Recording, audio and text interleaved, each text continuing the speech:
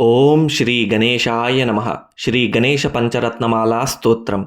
శ్రీ ఆదిశంకరాచార్య విరచితమైనటువంటి శ్రీ గణేశ పంచరత్నమాలా స్తోత్రం సామాన్యమైనది కాదు. విఘ్నాలను, ఆటంకాలను, భయంకరమైన రోగాలను తొలగించి అనుకున్న కార్యక్రమాలలో విజయాన్ని ప్రసాదిస్తుంది.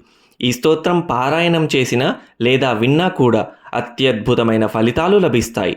అనుకున్న పనులు అయి తీరుతాయి. ముఖ్యంగా చతుర్థి, సంకటహర చతుర్థి, అందున భాద్రపద మాసంలో గణేష చతుర్థి వచ్చినప్పుడు ఈ స్తోత్రాన్ని పారాయణం చేయటం ఎంతో శ్రేయస్కరం.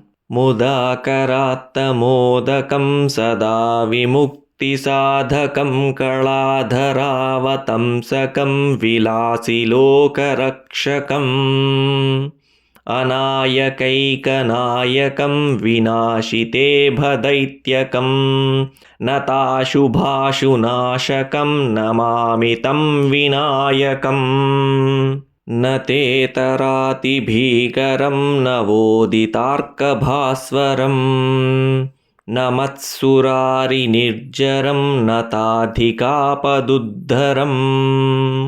సురేశ్వరం నిధీశ్వరం గజేశ్వరం గణేశ్వరం మహేశ్వరం తమాశ్రయే పరాత్పరం నిరంతరం సమస్తలోకశంకరం నిరస్తదైత్యకుంజరం దరేతరోదరం వరం వరేభవక్త్రమక్షరం కృపాకరం క్షమాకరం ముదాకరం యశస్కరం మనస్కరం నమస్కృతాం నమస్కరోమి భాస్వరం అకించనార్తిమార్జనం చిరంతనోక్తిభాజనం పురారి పూర్వనందనం సురారి గర్వచర్వణం ప్రపంచనాశభీషణం ధనంజయాదిభూషణం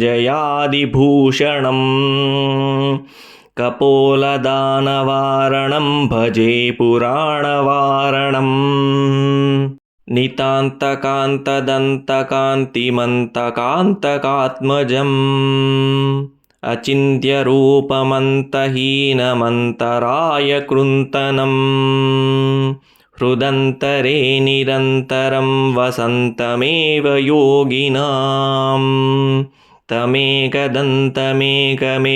చింతయామి సంతతం.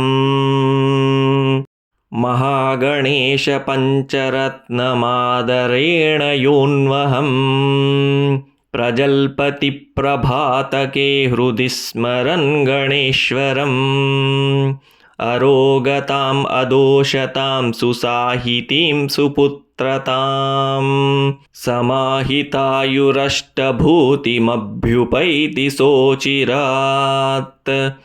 ఇతి శ్రీ శంకర భగవత్పాదకృతం శ్రీ గణేశ పంచరత్నమాలా స్తోత్రం.